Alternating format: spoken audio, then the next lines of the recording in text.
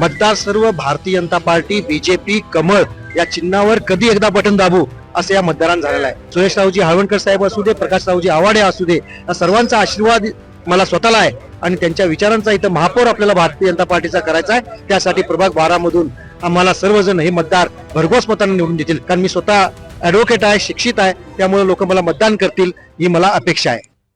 इचलकरंजी महापालिका निवडणुकीची रणधुमाळी चांगलीच तापलेली असताना एकमेकांच्या वरती काही प्रभागामध्ये आरोप प्रत्यारोपांच्या फैरी जडत आहेत। प्रचाराचा जोर वाढलेला आहे, उमेदवार अगदी पायाला बेगरी बांधून प्रचार करत आहेत।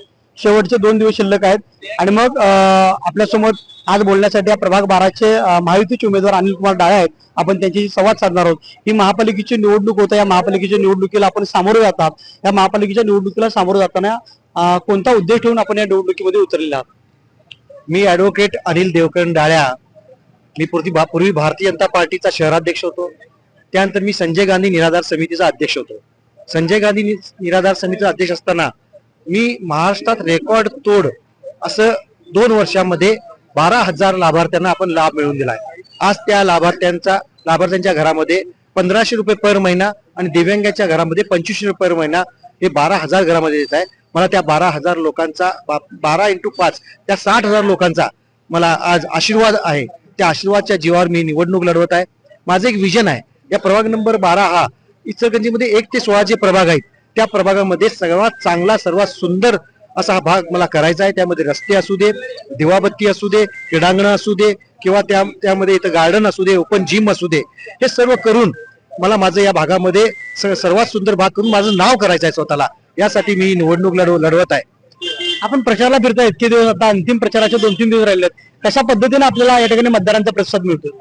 मतदार सर्व भारतीय जनता पार्टी, बीजेपी, कमळ या चिन्हावर कधी एकदा बटन दाबू असं या मतदारांना झालेलं आहे। कारण देशामध्ये नरेंद्रजी मोदी, महाराष्ट्रामध्ये देवाभाऊ ज्यांनी महिलांचा सन्मान केला, सर्व महिलांना लाडक्या बहिणींचा सन्मान केला आणि सर्व भाग हा पूर्ण महाराष्ट्र विकसित केला, असे आमचे देवाभाऊ। आणि इचलकरंजीमध्ये आमचे कार्यसम्राट आमदार राहुल आवारे साहेब, जे सकाळी 8 वाजल्यापासून रात्री 1 वाजेपर्यंत काम करत आहेत, असे आमचे आमदार आहेत। मग त्यांच्या विचाराचा महापौर, भारतीय जनता पार्टीचा महापौर सुरेशरावजी हळवणकर साहेब असू दे, प्रकाशरावजी आवाडे असू दे, या सर्वांचा आशीर्वाद मला स्वतःला आहे आणि त्यांच्या विचारांचा इथं महापौर आपल्याला भारतीय जनता पार्टीचा करायचा आहे। त्यासाठी प्रभाग 12 मधून आम्हाला सर्वजण हे मतदार भरघोस मतांनी निवडून देतील। मला निवडून देण्याचं कारण म्हणजे मी 25 वर्ष या भारतीय जनता पार्टीचं काम करत आहे। राष्ट्रीय स्वयंसेवक संघातून मी वाढलेला कार्यकर्ता आहे।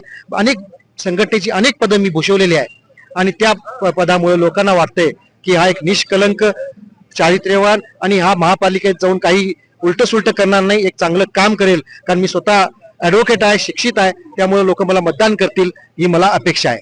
निवडणुकीनंतरची पुढची कामं आपली कशी असते?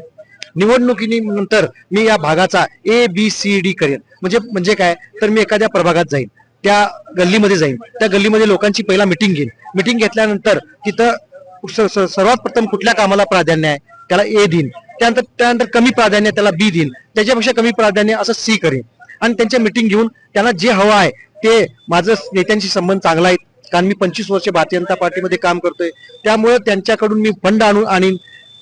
महापौर जो होईल ते महापालिकेतनं मी फंड आणीन आणि या भागाचा विकास करेन।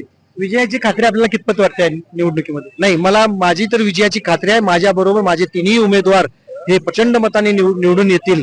भले गोट्याभाऊ असू दे, मामी जाधव असू दे किंवा स्नेहल रावळ असू दे, हे 3ही उमेदवार देखील मोठ्या प्रमाणात निवडून येणार आहेत। आणि कारण लोकांना आता बदल पण हवा आहे थोडाफार, त्यामुळे लोकांना वाटते की 30 चेहरे नको आहेत।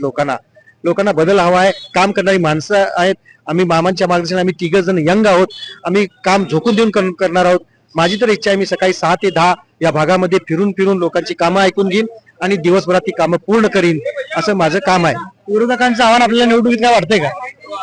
नाही, प्रत्येक निवडणुकीमध्ये एकटा जिंकणार, एकटा हारणार यात काही नाही। लोक ठरवतील ना की कुणाला मतदान करायचं आहे, कुणाला नाही, कुणाला मतदान केल्यामुळे फायदा आहे। भाजपला जर मतदान केलं तर त्यांना फंड आणू शकतोय आपण, त्यांचा हा लोकांचा विश्वास आहे आणि त्यामुळे भागाचा विकास होईल। आणि दुसरा कोण उमेदवार जर चुकून दिला, दुसरा कोण जर उमेदवार निवडून दिला तर त्यामुळे जर ते फंड आणला तर ते वैचारिक मतभेद तयार होतील आणि भागाचा विकास होणार नाही। म्हणून 4ही कमल निवडून देणं गरजेचं आहे।